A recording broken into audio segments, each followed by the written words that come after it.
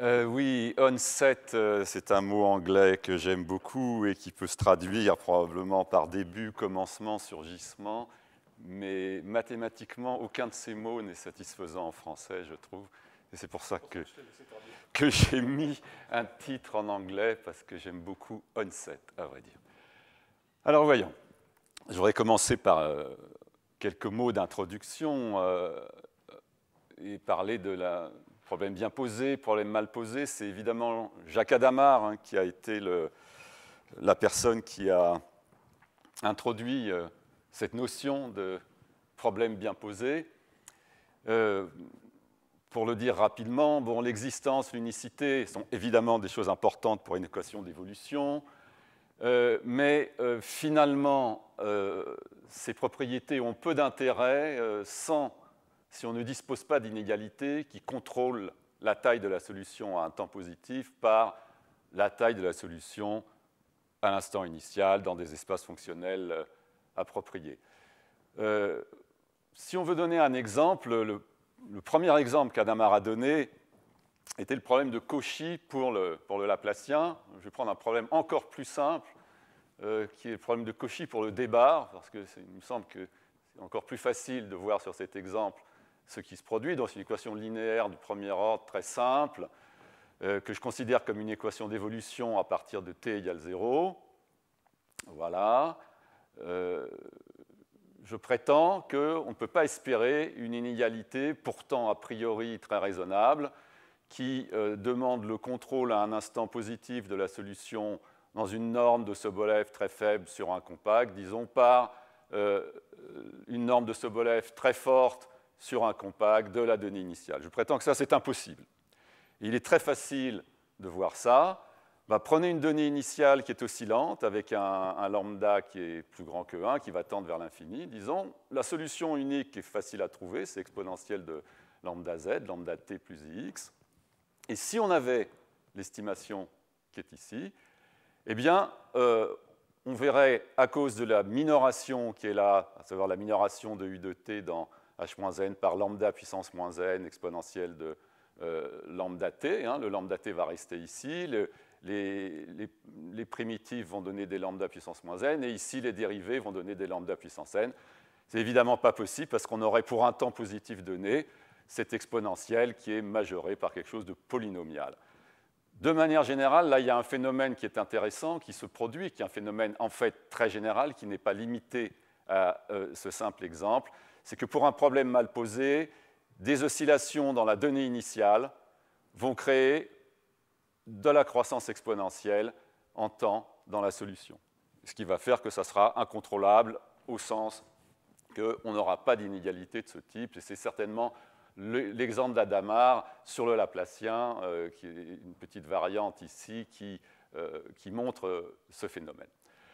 Alors, évidemment, on dispose de théorèmes, par exemple le théorème de Kovalevskaya sur solution sous des hypothèses d'analyticité, et on peut faire ça pour des problèmes mal posés.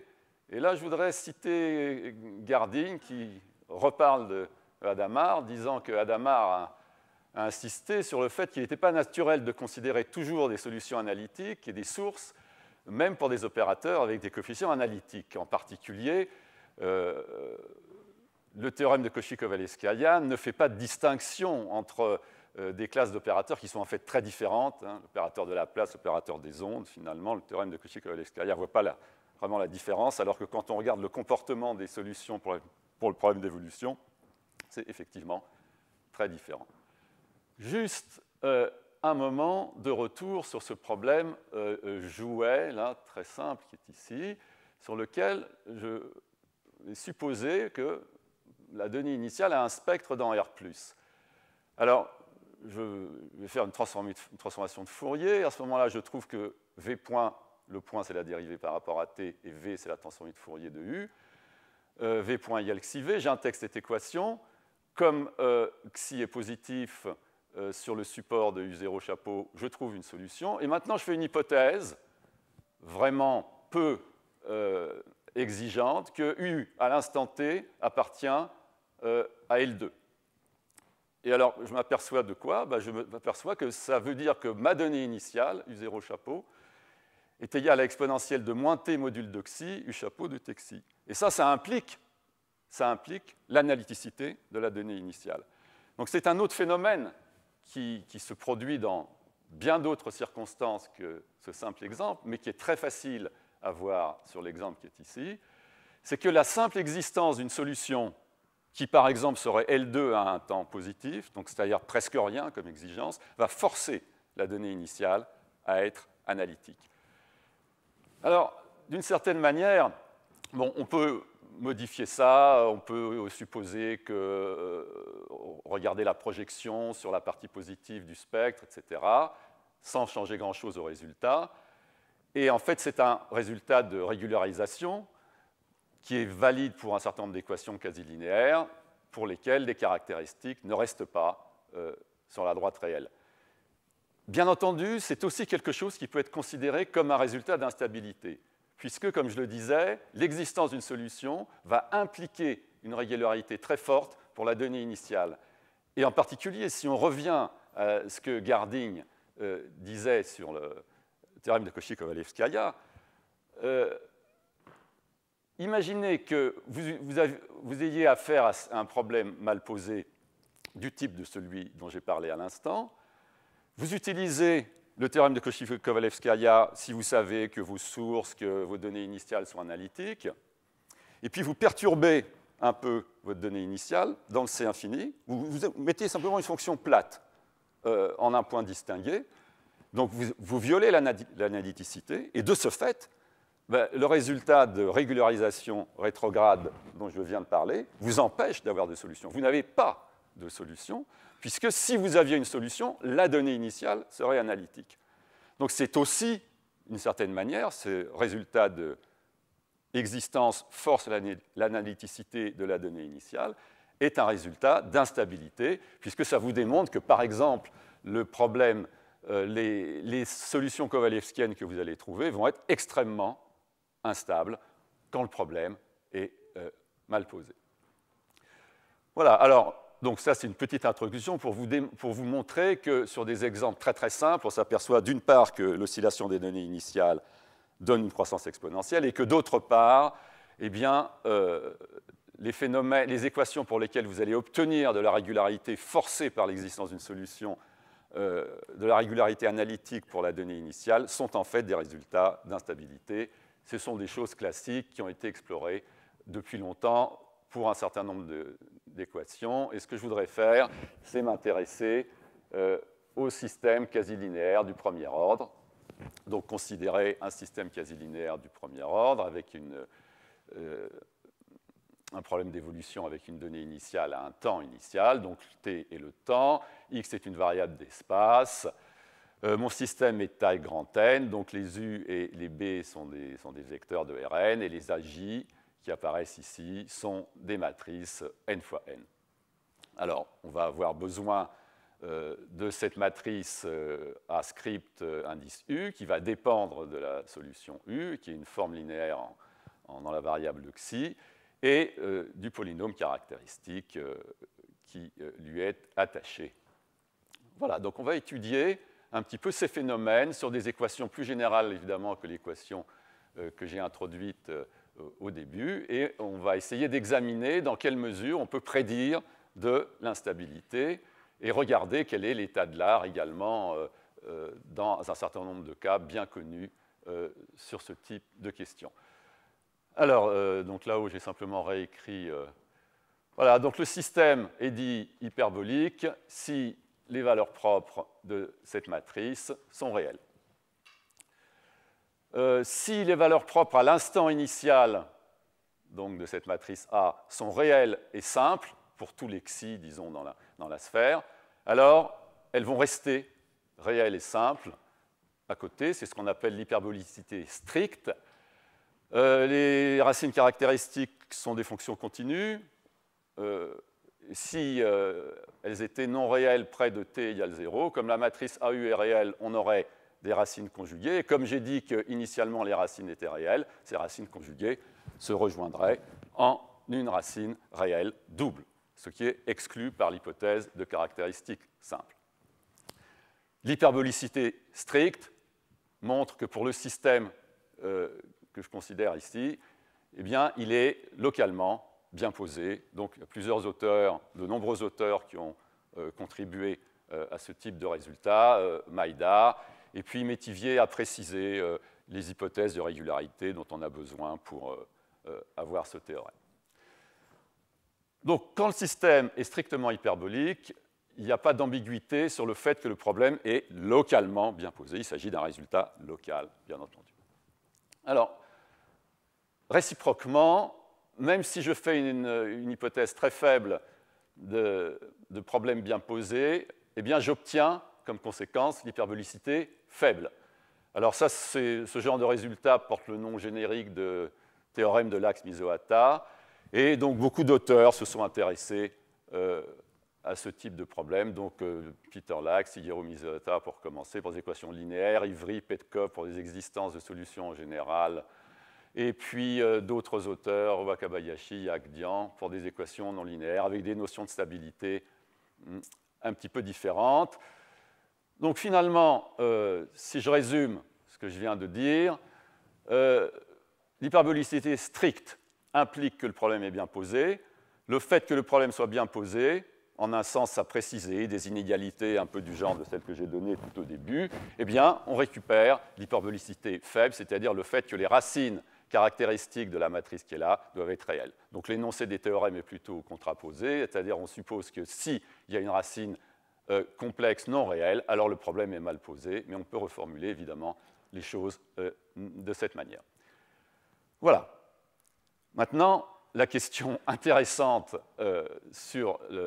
qui nous reste à traiter finalement, et je n'ai pas la prétention de la traiter de manière exhaustive, mais malgré tout de dire un certain nombre de choses sur ce cas-là, que se passe-t-il si on sait simplement que les racines sont réelles à l'instant initial? L'opérateur est faiblement hyperbolique. Que peut-on dire? Comment peut-on détecter, par exemple, l'instabilité? À quoi peut-on voir que le problème va être en fait instable et va être mal posé? Alors, on ne peut pas utiliser ce genre de résultat classique s'il n'y a pas une racine complexe non réelle, puisque le théorème de Lax-Misohata est essentiellement la deuxième ligne qui est là. Et donc, il reste quelque chose, il reste tout un pan à explorer de ce côté-là. Alors, c'est en fait un petit peu le but de mon exposé, sur un cas relativement particulier, mais quand même, à mon avis, assez générique de ce qui peut se produire. Évidemment, la chose qu'il faut faire, c'est de regarder le comportement des racines caractéristiques lorsque le temps est strictement positif. Alors, ces racines caractéristiques dépendent de la solution. Et puis de regarder si les racines vont sortir de l'axe réel. Alors, évidemment, si c'est le cas, si les racines sortent de l'axe réel, on pense a priori qu'il y aura instabilité pour notre problème. Alors maintenant, il y a plusieurs difficultés. Une première difficulté, c'est que les racines vont dépendre de la solution, elles vont être multiples, et donc les racines multiples, si on vous dit que les racines multiples sont régulières, c'est un mensonge. En général, elles sont génériquement singulières. Il y a des singularités qui arrivent naturellement, parce que simplement, les racines sont multiples. Donc si vous faites des hypothèses de régularité des racines, vous pouvez toujours faire ce genre d'hypothèse, mais ce n'est vraiment pas naturel, parce que ce qui est naturel et ce qui se passe toujours, c'est que les racines, lorsqu'elles sont multiples, ont des singularités. Par ailleurs, il y a une chose que je ne veux absolument pas faire, c'est calculer les racines. D'abord parce qu'elles sont singulières, et puis en plus parce que, en général, si mon système est de taille un peu trop grande, c'est impossible de faire ce calcul. Donc je veux avoir affaire à des quantités que j'appelle macroscopiques, desquelles je dispose, c'est-à-dire la matrice, le polynôme caractéristique, éventuellement le polynôme minimal, enfin des objets que je peux effectivement calculer, et je ne veux pas que mes hypothèses dépendent des racines que je ne serai pas en mesure de calculer. Alors, c'est aussi une des choses que je voudrais dire, c'est que je ne pense pas a priori, je ne veux pas partir avec l'idée qui, à mon avis, est fausse, qu'un système de dp se comporte comme une collection d'équations scalaires couplées. C'est-à-dire, vous regardez, ben, vous calculez vos racines. Donc évidemment, elles sont singulières, mais vous dites, peu importe, je vais regarder comment chaque mode fonctionne. Et ça, je pense que c'est une mauvaise idée, surtout à cause des singularités, et que même quand les racines sont régulières, ce n'est pas une si bonne idée que ça, parce qu'il y a des couplages, et puis le fait que les racines soient multiples crée en fait des interactions qui font que les estimations que vous pouvez espérer sont assez mauvaises. Donc, ce que je voudrais voir, c'est au moins dans un certain nombre de cas plus ou moins génériques, trouver des modèles de systèmes qui soient effectivement instables et pouvoir détecter sur ces systèmes non linéaires de quelle manière l'instabilité se produit. Alors, on peut remarquer ici une chose tout à fait banale, il est bien connu, c'est que quand vous calculez la dérivée de la solution que vous ne connaissez pas par rapport au temps, eh bien vous l'exprimez à l'aide de si vous savez que c'est une solution, vous l'exprimez à l'aide de l'équation par la solution elle-même et par des dérivées tangentielles. Et si vous connaissez U0 et un certain nombre de dérivées, donc vous connaissez les dérivées par rapport au temps de U0 à cause de l'équation. Alors, ça a pour conséquence que le jet d'ordre K, d'ailleurs, puisqu'on peut calculer des dérivées de n'importe quel ordre avec cette remarque, comme des dérivées tangentielles, évidemment au temps t égale 0, ce jet dépend uniquement des données, et évidemment, on veut des conditions qui dépendent uniquement des données, c'est bien la moindre des choses. On peut dire la même chose pour le polynôme caractéristique, et il n'est pas, a priori, difficile à calculer, et le jet non plus ne doit pas être difficile à calculer dans chaque cas spécifique. Alors, je voudrais quand même donner une définition, vous décrire un petit peu donc les résultats, et puis donner une définition de l'instabilité. Donc, je suppose que j'ai une solution de référence, qu'elle est régulière, avec un m qui est suffisamment grand par rapport à la dimension, et que tout ça, ça se passe près d'un point. Donc, j'ai une solution de mon système, avec une donnée initiale, et tout ça, ça vit sur un temps fixé et un voisinage fixé. Alors, par exemple, si je suppose de l'analyticité pour les flux et pour B et pour φ0, eh bien, l'existence d'une solution analytique locale vient du théorème de Cauchy-Kovalevskaya. Je suis bien content d'avoir en cette circonstance. Il me donne une solution de référence. Alors, ce que je vais appeler l'instabilité est la chose suivante. Je dis que, quel que soit le t positif que je prenne, quel que soit le voisinage de x0 inclus dans le u0 que je prenne, et là j'ai pris un indice eulderien strictement plus grand que 1,5, il n'y a pas de voisinage de φ0 dans cet espace, tel que pour tous les U0, pour toutes les données initiales qui appartiennent à ce voisinage, le système qui est au-dessus a une solution qui est, disons, L infini en temps à valeur W1 infini en U, avec une valeur initiale qui satisfait cette inégalité.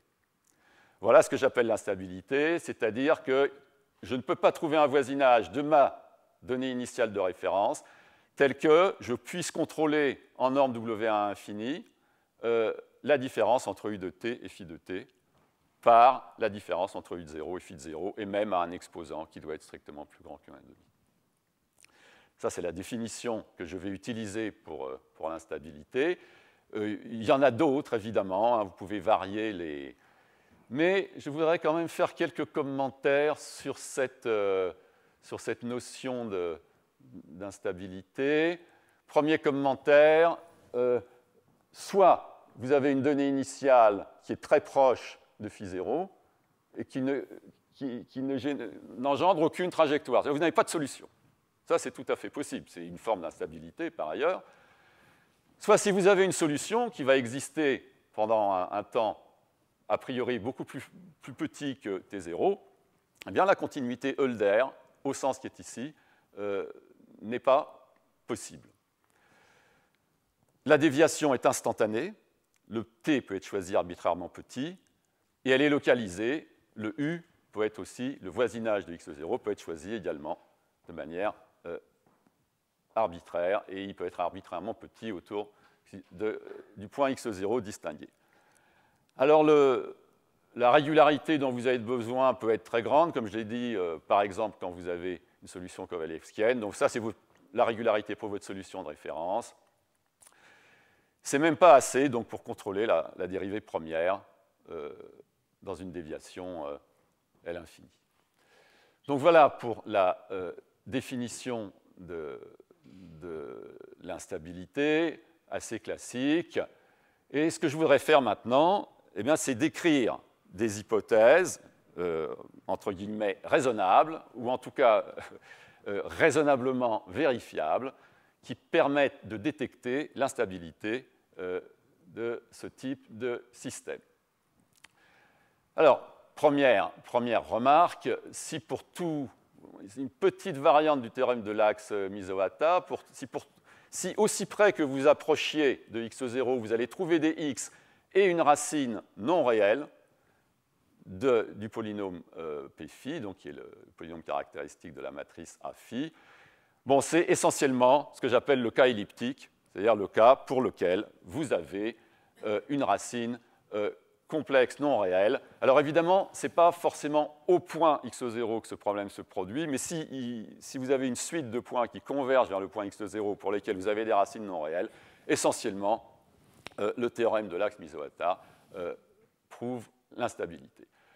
Bon, donc on va supposer que qu'il existe un voisinage de x0 dans lequel les racines sont toujours réelles, c'est-à-dire qu'on suppose qu'on a hyperbolicité faible près de x0, au temps 0, et pas uniquement au point x0. Donc on a un voisinage, et la raison, c'est que si vous êtes dans le cas contraire, eh bien, vous arrivez à utiliser essentiellement le théorème de l'axe Misohata pour démontrer l'instabilité. Donc il est naturel de se placer dans ce cadre-là, c'est ce que j'ai dit tout au début, on suppose qu'on a hyperbolicité faible au temps initial, c'est-à-dire qu'on suppose que les racines au temps initial sont réelles. Voilà, alors maintenant, si elles sont réelles et simples, c'est le cas strictement hyperbolique, donc on a vu que dans ce cas strictement hyperbolique, on savait que le problème était localement bien posé, donc il est aussi naturel de supposer qu'il y a au moins une racine multiple au point x0.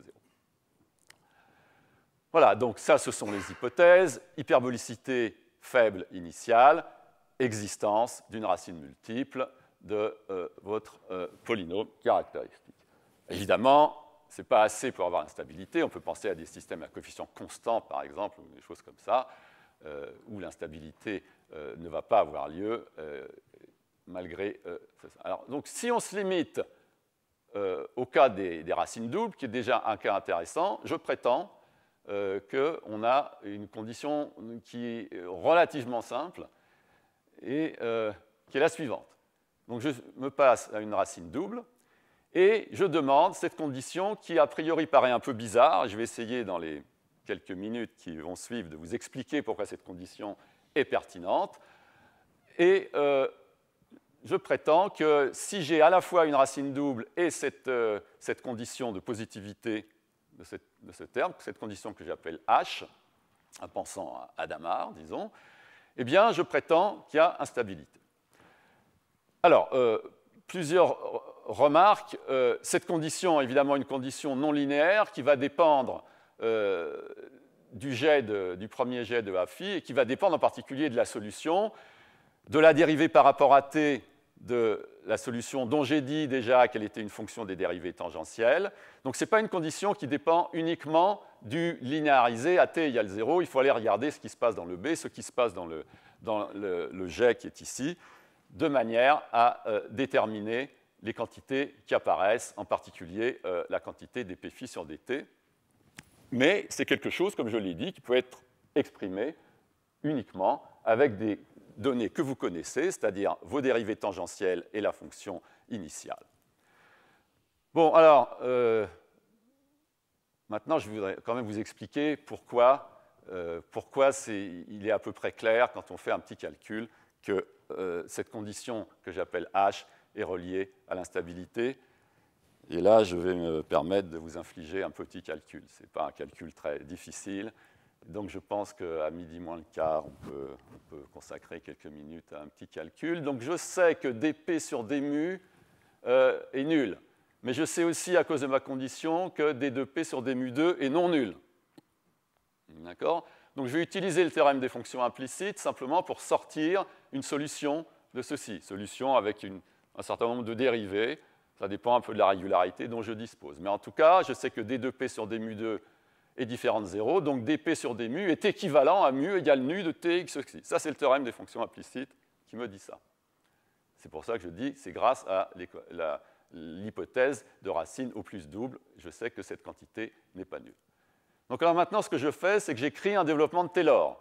Donc les tx oxy ne jouent aucun rôle. Je développe à partir de nu, qui dépend de tx oxy. Donc p de mu égale p de nu plus dp sur d mu, mu moins nu, plus mu moins nu au carré, fois quelque chose, une version intégrale de la formule de Taylor. Si je regarde ça maintenant ici, je trouve p de mu égale p de nu plus dp sur d mu. Oui, mais ça, c'est nul. Justement, on a cherché le nu de sorte que le dp sur d mu soit nul. Donc ce terme-là s'en va, et on trouve p de mu tx oxy égale p de nu, les tx oxy n'ont pas bougé, mu moins nu au carré, fois quelque chose qui est un E0 qui va ressembler un petit peu à un d de p sur d mu 2, donc qui va être non nul. Donc ça, c'est une première étape. Mais j'ai un petit peu mieux dans la forme normale. Il y a une chose dont je ne me suis pas servi, c'est le dp sur dt. Alors je sais qu'au point distingué, le mu moins nu va s'annuler à l'ordre 2, mais je sais aussi que dp sur dt est non nul. Donc je peux réappliquer le théorème des fonctions implicites sur le premier terme qui est ici et dire que la nullité de ce terme qui se produit effectivement au point distingué, eh bien, va me donner une solution t qui, elle, va dépendre de x et de xi et que j'appelle θ de x xi. Donc la nullité de ceci est équivalent à t égale θ de x xi. J'utilise donc ce théorème des fonctions implicites et je trouve une factorisation qui est p de mu égale E1 de tx xi t moins θ plus E0 de mu moins nu au carré. Voilà, alors là j'ai utilisé la non-annulation de d2p sur d mu 2, la non-annulation de dp sur dt, mais je n'ai pas utilisé encore le signe. Alors il faut voir que le E0, lui, il a le signe de d2p sur d mu 2, et que le E1, il a le signe de dp sur dt. Donc je vais écrire ce que me donne cette équation, que je vais réécrire, je vais multiplier par E0 moins 1, je trouve donc mu moins nu au carré, celui-là, là, plus E0 moins 1 E1, t moins θ. Et je sais que E0 moins 1 E1 a le même signe que E0 E1, en particulier, il est strictement positif. Donc voilà pour le calcul que je voulais faire. Je déduis de ça une chose qui est très naturelle. Donc vous voyez, c'est une sorte de forme normale que j'obtiens très facilement à partir de mon hypothèse qui est ici.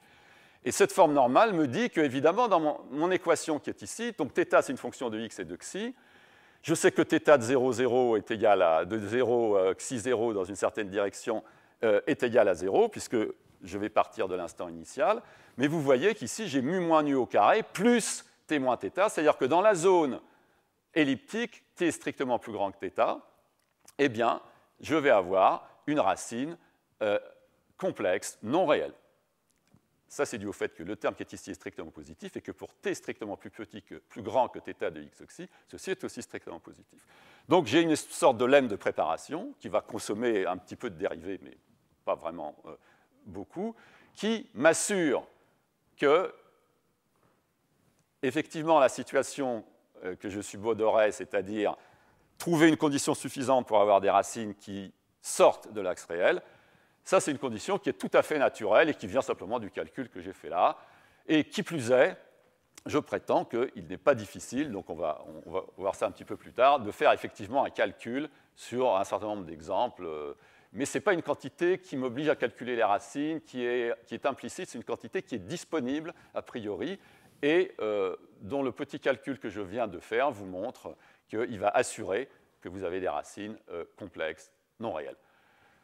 Voilà ma forme normale, mon équation et la condition qui est écrite ici. Alors, l'hypothèse H, je l'ai déjà dit, dépend uniquement de phi 0 et de sa première dérivée. Voilà. Et la région elliptique, c'est la région où t est strictement plus grand que θ, pour les raisons que j'ai données, puisque le produit E0, E1, on le sait d'après l'hypothèse, est strictement positif. Et comme t égale 0 est dans la région hyperbolique, ça c'est notre hypothèse, on trouve que θ est une fonction qui est positive, que nu en xo0, xi0 est égal à mu0, et que θ de x0, x0 est égal à 0. Et ça implique évidemment que le gradient de θ s'annule. Donc on sait un certain nombre de choses sur cette fonction qui viennent simplement de cette sorte de lemme de préparation assez simple dont je viens de discuter. Alors, ce calcul montre que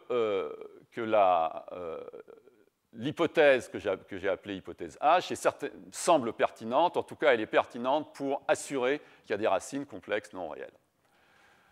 Voilà, alors je voudrais quand même donner un résultat à peu près lisible, je l'espère, sous l'hypothèse qui est ici. Donc on a travaillé avec Toan Nguyen de Penn State et Benjamin Texier de Paris 7, et on a démontré la chose suivante.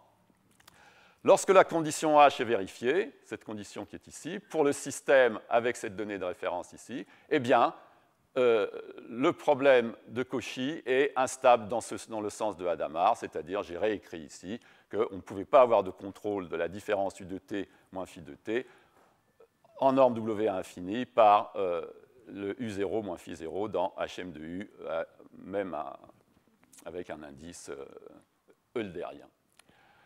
Voilà, alors ça c'est un résultat. Je voudrais quand même revenir donc, sur sa signification. Donc cette hypothèse H implique l'instabilité, bien que l'opérateur soit faiblement hyperbolique au temps 0. Donc on a une condition de finitude qui est ici, qui s'exprime directement. Et ce que je voudrais faire maintenant, c'est regarder quelques exemples pour vous montrer, besoin est, que cette hypothèse H est assez facile à vérifier. Alors Métivier avait mentionné un exemple, de Van der Waals. Donc on regarde les équations de l'air compressible en dimension 1 et on les regarde en coordonnées lagrangiennes. dTu plus dxv égale 0, dtv plus dx de q de u égale 0, avec q analytique.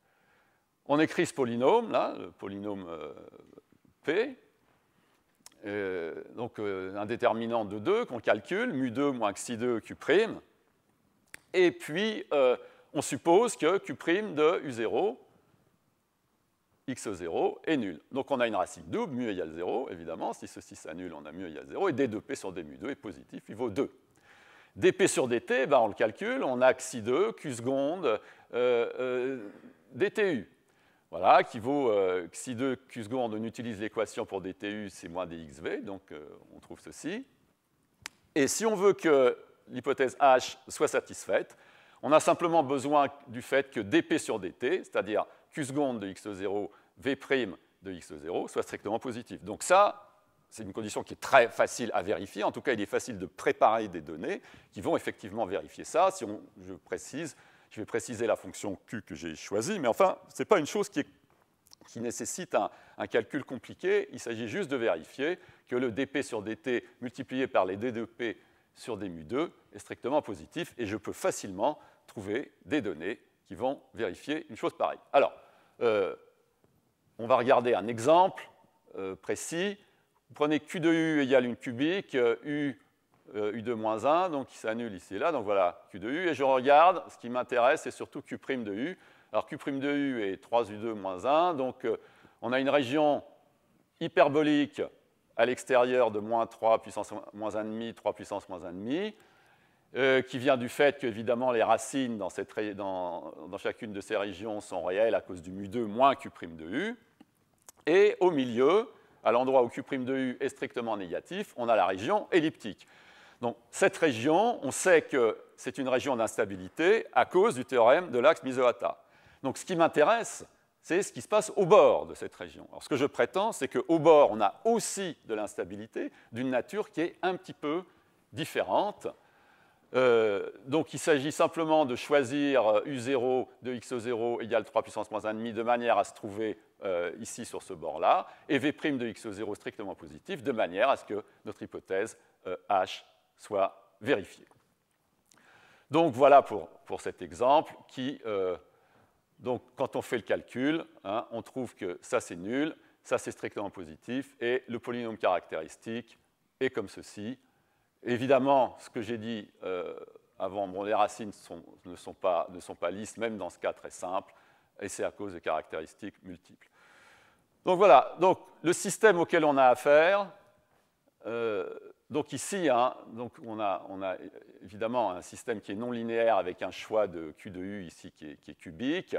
Et donc la condition dont on a besoin est une condition qui va utiliser la structure de l'équation et les non-linéarités de manière évidemment décisive. Mais néanmoins, on peut regarder le modèle auquel on parvient. Et le modèle auquel on parvient est un modèle, le moins t qui est ici vient des termes non linéaires, mais il y a un modèle linéaire associé qui est assez simple et qui est celui-ci. Et vous voyez que vous avez une matrice nilpotente, là. Bon, le fait que vous ayez un bloc de 2 est lié au fait que vous avez supposé que les racines étaient au plus double. Et puis, vous avez un moins t qui vient des termes non linéaires dans l'équation précédente. Et vous voulez regarder ça. Donc ça, c'est un problème a priori très simple. Mais vous voyez que c'est a priori pas quelque chose. En tout cas, il est à peu près clair sur ce système-là qui va en fait remplacer pour notre problème le débar ou le Laplacien que Hadamard utilisait pour montrer le caractère mal posé du problème de Cauchy pour l'équation de Laplace. Là, on a affaire à un vrai système. Ce n'est pas quelque chose qui est réductible à une équation scalaire. Et comme je disais tout à l'heure, ce n'est pas tellement une chose surprenante de voir qu'un système avec des racines multiples ne se comporte pas comme des équations couplées. Et par ailleurs, il faut aussi voir que sur le plan algébrique, le fait que la matrice est nilpotente est lié aux singularités, et c'est aussi quelque chose de générique, bon, un petit peu à discuter. Ce qui se passe en fait pour ce système-là, bon là je vais passer assez vite sur ces calculs-là parce qu'ils me semblent moins intéressants, disons en tout cas où il n'y a pas vraiment de difficulté particulière, c'est que quand on regarde la solution de cette équation, on trouve quelque chose qui est relié à la fonction d'Héry.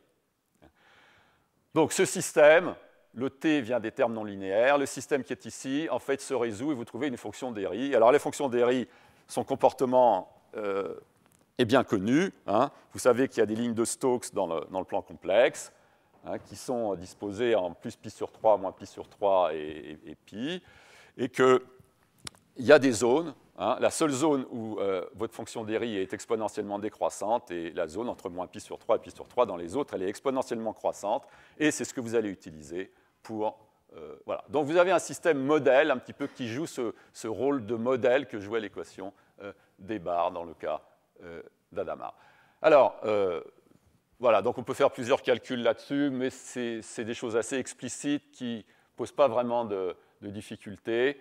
Et on trouve une croissance exponentielle de type Héry avec un s puissance 3,5. Donc la fonction d'Héry a vraiment quelque chose à voir là-dessus. Alors si on regarde pour ce problème-là ce qui se passe de manière analogue, mais peut-être encore un petit peu plus exigeante du point de vue de la croissance, c'est que vous avez, en mettant de l'oscillation dans la donnée initiale, un exponentiel de x lambda, eh bien, vous n'allez même pas être capable de contrôler la norme de U de t dans une norme de Sobolev très négative, même si vous serrez le domaine en x, et même si vous prenez un temps qui lui aussi va tendre vers 0.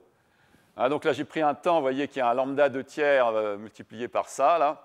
Donc c'est quelque chose qui tend vers 0, et le compact qui est ici aussi se resserre, et même ça, c'est impossible, simplement parce qu'au lieu d'avoir un contrôle d'une exponentielle, vous auriez, si vous aviez une inégalité comme ça, vous auriez un contrôle de lambda à une puissance qui tend vers l'infini par lambda à une puissance fixe, et ça, évidemment, ce n'est pas possible. Donc voilà pour cet exemple. Il y a un deuxième exemple qui est intéressant, qui est cet exemple de Klein-Gordon-Zakharov. Ça, c'est un système 4-4. Et il y a des constantes ici qui interviennent dans l'expression des équations. Alors, le symbole de l'opérateur du premier ordre est matrice 4-4. Là, je ne vais pas vous infliger les calculs pour ça, parce que d'abord, ils ne sont pas difficiles, et d'autre part, ils sont vraiment très, très directement faisables. Si C n'est pas dans moins 1 plus 1, si alpha égale 0, il y a 4 racines distinctes. Donc on est dans une situation strictement hyperbolique. Le problème est localement bien posé dans HS, avec S strictement plus grand que 3,5.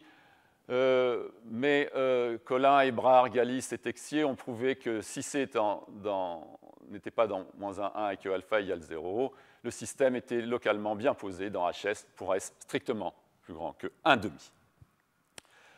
Voilà, alors ça c'est une chose. Maintenant je regarde le cas alpha égale différent de 0. Alors dans ce cas-là, on va trouver, après des petits calculs,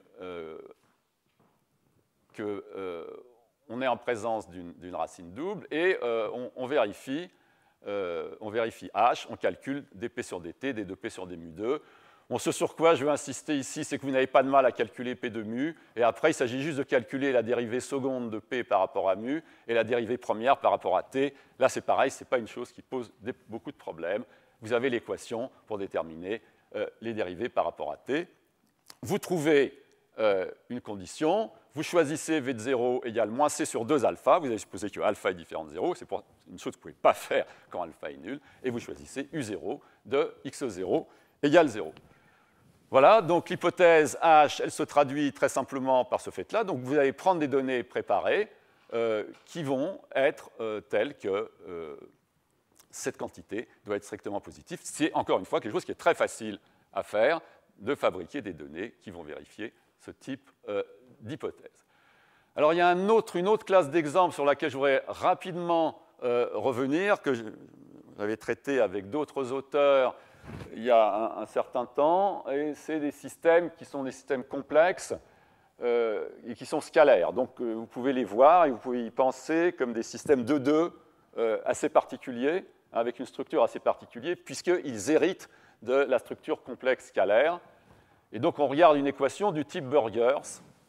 Pensez typiquement avec d égale 1, que vous avez un dtu plus u dxu égale i, par exemple, et que vous regardez une donnée initiale qui est réelle. Donc vos racines caractéristiques sont réelles initialement, et vous regardez ce qui se passe pour ce type d'équation. Bon, alors là, j'ai donné un énoncé un peu plus général. On fait des hypothèses de l'homorphie, on a des invariants qui se calculent, et on a une hypothèse de finitude qui me dit la partie imaginaire de nu k avec un k entier fini, disons, une chose pareille finit par se produire. Alors bon, c'est un petit peu compliqué de suivre les choses comme ça, mais on peut voir que si on regarde les premiers cas, dans le cas k égale 0, on trouve simplement le cas elliptique, c'est-à-dire qu'on a une racine qui est non réelle.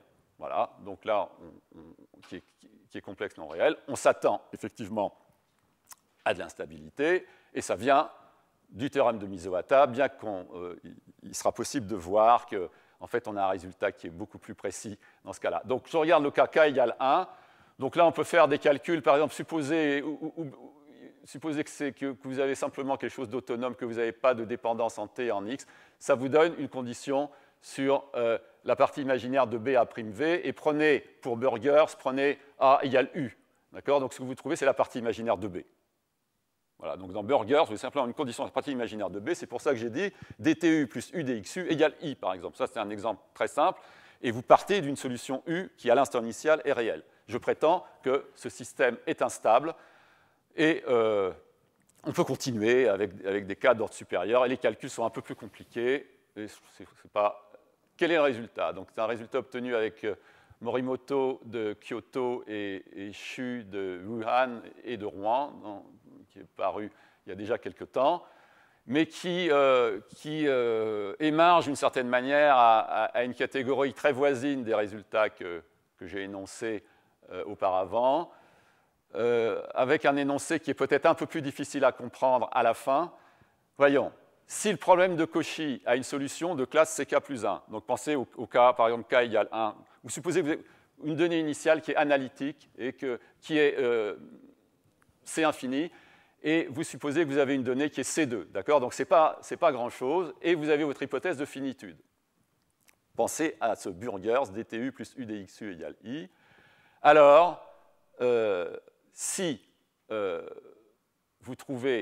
avez cette hypothèse de finitude, alors le point x0xi n'appartient pas au front-d'onde analytique de U0. Je ne vais pas dire ce que c'est que le front-d'onde analytique. Néanmoins, cette dernière chose vous dit que U0 possède de l'analyticité dans une certaine direction. Donc ça, c'est un résultat qui est tout à fait analogue au premier résultat que j'ai mentionné pour le D-bar, hein, puisque pour le D-bar, on a vu que si on supposait que le spectre de la donnée initiale était dans le demi-axe positif, eh bien, supposer une toute petite chose sur la solution du genre L est L2 à l'instant T induisait de l'analyticité pour la donnée initiale. Ici, c'est la même chose. Vous partez d'une solution C2 et en fait, vous vous apercevez que la simple existence d'une solution C2 va produire de l'analyticité quelque part pour vos données initiales. Donc ça, c'est un résultat de très forte instabilité, puisque vous prenez une solution kovalevskienne, vous la perturbez par une fonction qui est C infini et non analytique, et ça démontre qu'il n'y a pas de solution, même des solutions C2 ou des solutions classiques très, très simples. Et dans ce sens-là, c'est un résultat qui est beaucoup plus fort et beaucoup plus précis que les résultats précédents, mais c'est tout de même aussi un résultat qui émarge à la catégorie des instabilités. Alors, voilà, c'est ce que je disais à l'instant. Voilà, vous la perturbez et vous n'avez pas de solution. Et Métivier avait étudié ce cas-là, dans le cas k égale 0. Mais là, on est dans un cas où, initialement, on peut être faiblement hyperbolique, c'est-à-dire avec une donnée initiale qui est réelle, de sorte que pour Burgers, vous avez vraiment un système qui, au départ, est faiblement hyperbolique.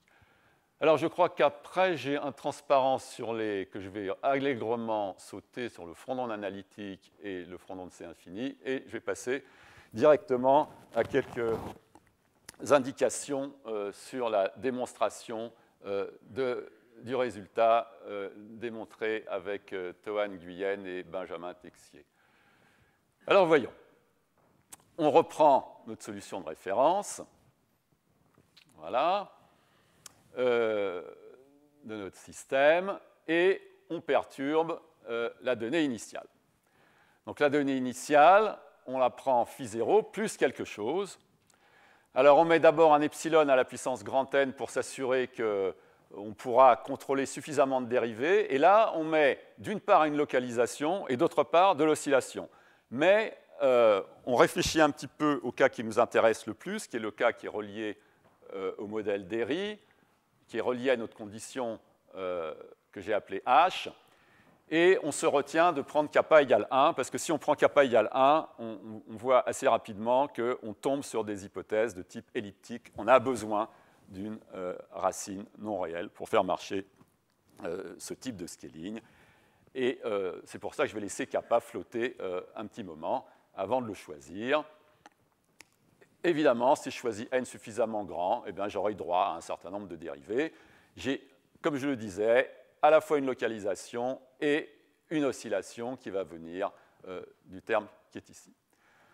Bon, alors vous raisonnez par l'absurde, vous supposez que vous avez une solution pendant un certain temps que vous appelez U epsilon, voilà, et vous regardez ce que ça donne.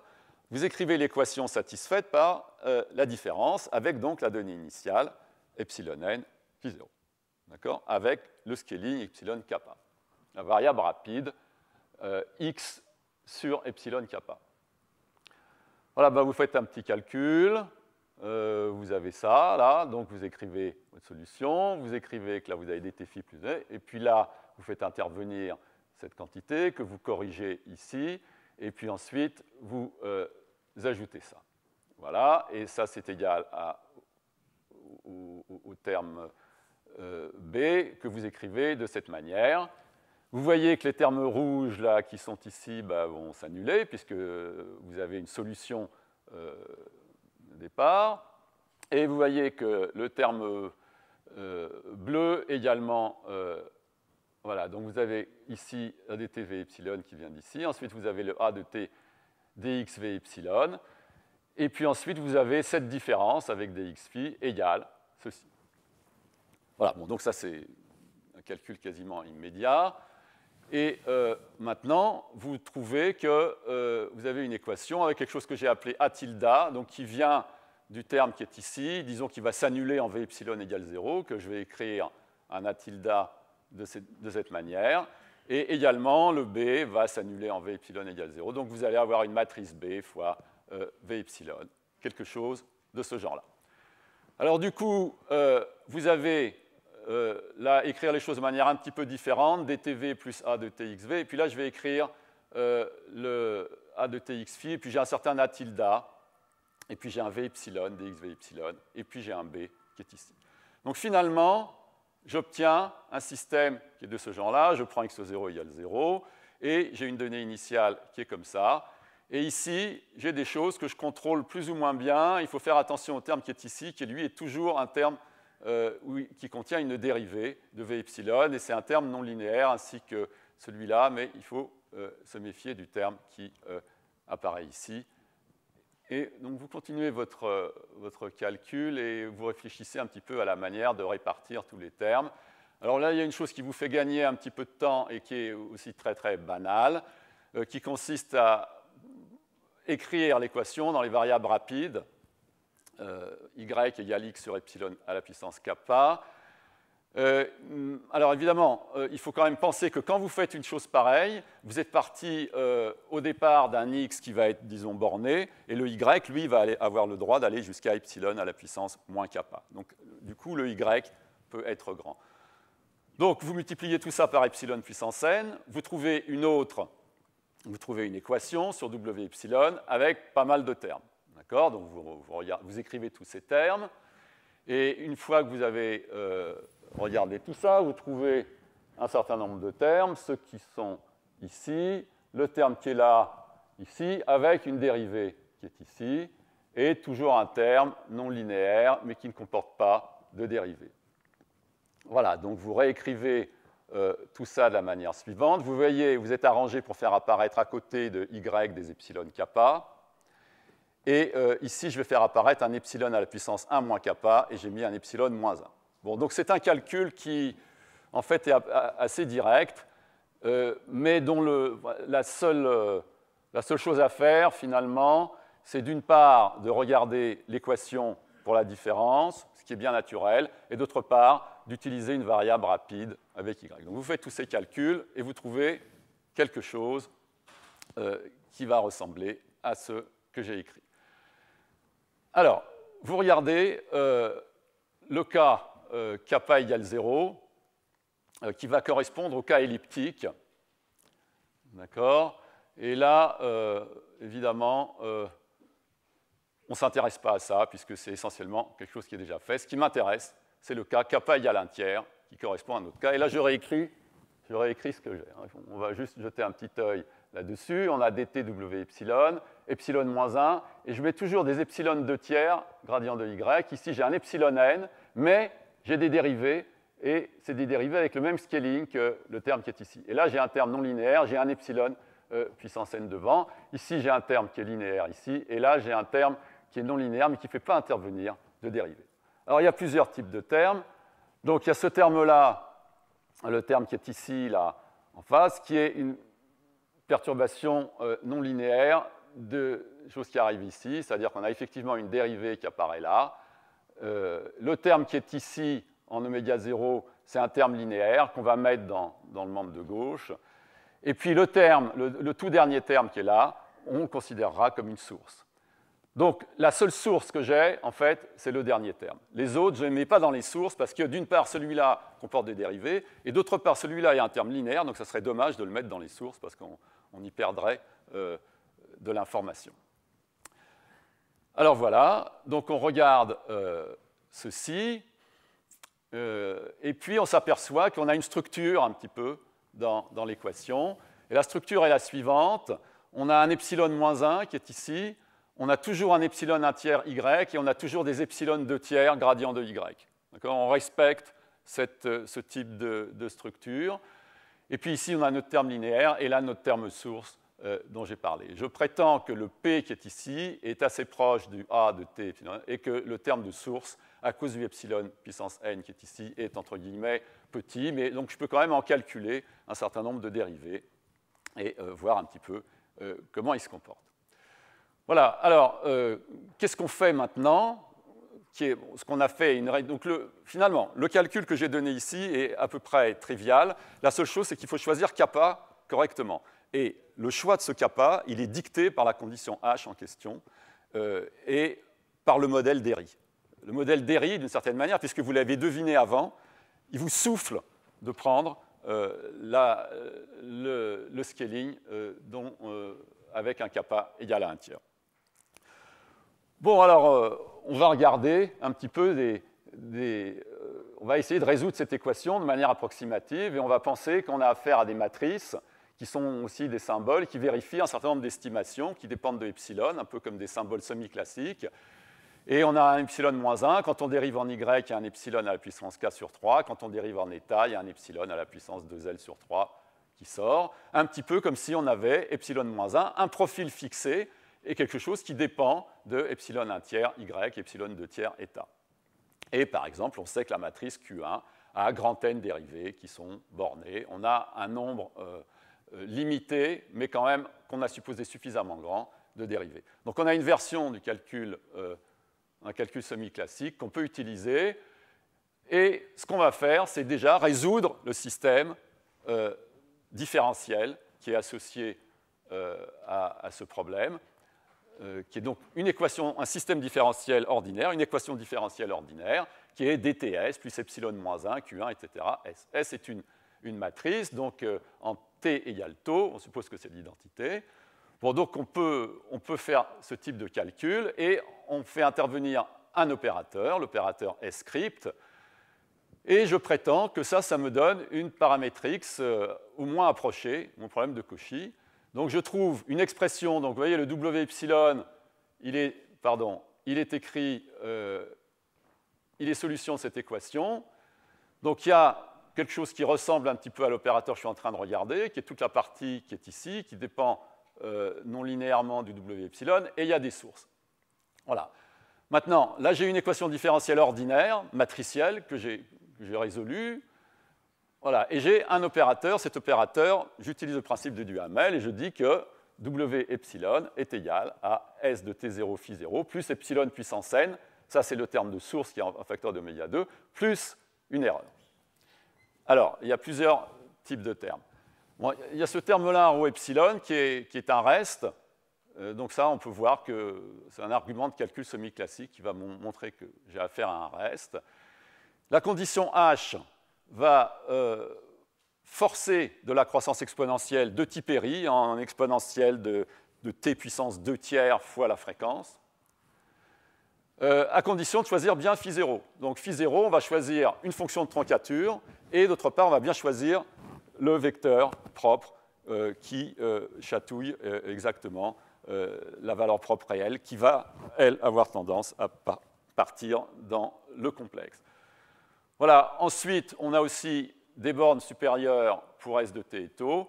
Et ce qu'on veut démontrer, c'est que la croissance exponentielle qu'on a ici n'est pas détruite par le terme qui est là. Alors, on a pour ça deux types d'arguments. D'une part, on a un epsilon n qui est au départ. Et d'autre part, en utilisant un raisonnement par l'absurde, eh bien, on peut supposer qu'on a un certain nombre de bornes a priori sur W epsilon.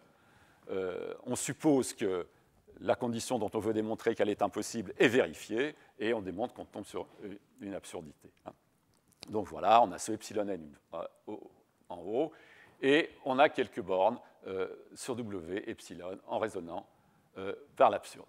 Et finalement, je ne vais pas rentrer davantage dans les détails ici, mais finalement, on obtient ce qu'on veut de cette manière.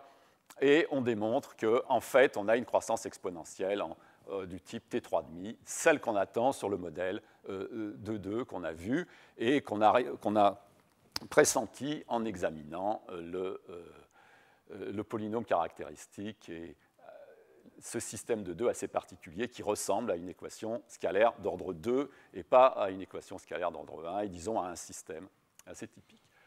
Voilà, je voudrais juste... par quelques mots de conclusion, revenir un petit peu sur une partie de ce que j'ai fait et vous dire un petit peu de ce que je pense de la situation un peu plus large où les caractéristiques peuvent être plus multiples. Donc on a vu que le modèle jouet pour l'instabilité d'Adamard était tout simplement le D-bar. On a vu également que dans les cas des racines doubles, on avait un modèle de base qui était celui-là, qui correspondait à l'équation d'Airy, donc avec des racines Alors évidemment, on pourrait avoir quelque chose d'ordre supérieur avec des racines lisses, mais ça, c'est un cas qui est un peu miraculeux. Et on pourrait aussi avoir un cas semi-simple, mais qui n'est pas générique. Mais là aussi, dans le cas semi-simple, les racines sont lisses. Donc il y a quand même des cas pertinents dans lesquels les racines sont lisses. Mais évidemment, à mon avis, en tout cas, le cas le plus intéressant est vraiment celui où il y a une singularité qui arrive. Et ça, c'est ce qui va se produire dans le cas d'une racine non semi-simple. Voilà. Et maintenant, donc on peut par exemple refaire un calcul pour une racine triple et regarder ce qui se passe et essayer de retrouver un théorème une condition H reliée à ça. Alors c'est tout à fait possible de faire ça. Alors c'est plus compliqué algébriquement parce que vous avez un polynôme de degré 3, mais néanmoins, vous calculez son discriminant et vous apercevez que si le terme A2 est non nul, alors vous trouvez que votre polynôme a des racines complexes conjuguées qui ne sont pas réelles. Un polynôme de degré 3, et il a une racine réelle évidemment, et deux racines complexes. Donc ça va détecter également de l'instabilité, et vous pouvez regarder les solutions de ça. Alors le calcul un peu laborieux, ce n'est pas tellement le calcul des racines qui est laborieux, le calcul qui est laborieux, c'est que vous tombez sur une équation d'ordre 4, une équation scalaire d'ordre 4, et vous essayez de la résoudre. Et alors, ce n'est pas très difficile parce que c'est une équation qui a un peu la même propriété que l'équation d'Héry. Comment est-ce qu'on résout l'équation d'Héry? C'est une équation d'ordre 2, donc c'est un peu compliqué, vous pouvez faire des séries entières, etc. Mais ça, ce n'est pas très intelligent. Le mieux, c'est de passer en Fourier, et la multiplication par t vous donne une dérivation d'ordre 1. Et du coup, vous avez une équation d'ordre 1. Et ici, il se produit le même phénomène. C'est que vous avez ici un t, donc vous passez en Fourier, vous avez une équation d'ordre 1 que vous résolvez, et puis vous trouvez des solutions qui sont des fonctions hypergéométriques assez compliquées, mais il y a une équation un petit peu typique, un petit peu comme était le débar, un petit peu comme était l'équation d'Héry, une équation un peu typique de ce type de phénomène d'instabilité. Alors après, il reste à voir comment ça marche dans un système non linéaire, mais on peut détecter également, je pense, l'instabilité. Alors on peut continuer, évidemment, regarder ça à un ordre supérieur, et par exemple faire le calcul d'une perturbation comme ceci. On trouve des racines complexes non réelles, ce n'est pas difficile de faire ça. Et puis, il y a plein d'autres perturbations qui sont pertinentes. À mon avis, ce qui est le plus pertinent, c'est de regarder des matrices nilpotentes à l'instant initial, avec des racines, évidemment, donc, qui ne sont pas semi-simples, et de faire un calcul et de voir que ça produit un certain nombre de modèles qui, à mon avis, sont intéressants. Voilà, alors écoutez, lorsque l'hyperbolicité est stricte, on sait qu'on a un problème bien posé. Le résultat d'Adamar requiert l'hyperbolicité. Si vous avez une racine qui n'est pas réelle, vous avez un cas donc elliptique et le modèle relié est le débar. Lorsque l'hyperbolicité est vraie en t égale 0 et que les racines quittent le réel, on a une condition H, dont j'espère vous avoir convaincu qu'elle n'est pas excessivement compliquée, au moins à vérifier, et que par ailleurs, elle est aussi relativement naturelle. Donc le modèle qu'on trouve n'est pas scalaire, c'est un système de 2, relié à l'équation d'Héry. Lorsque l'hyperbolicité faible a lieu à t égale 0, avec une racine multiple supérieure, il est probable qu'on peut trouver d'autres modèles qui sont tous visibles macroscopiquement sans qu'on ait à calculer les racines. Et voilà, on va avoir un certain nombre de modèles qui sont reliés probablement à des fonctions spéciales un peu plus compliquées que la fonction d'Héry. Et en tout cas, c'est ce qu'on peut penser pour des multiplicités d'ordre supérieur.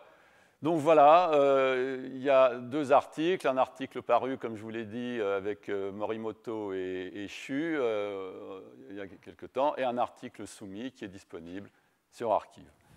Je vais m'arrêter là, je vous remercie pour votre attention.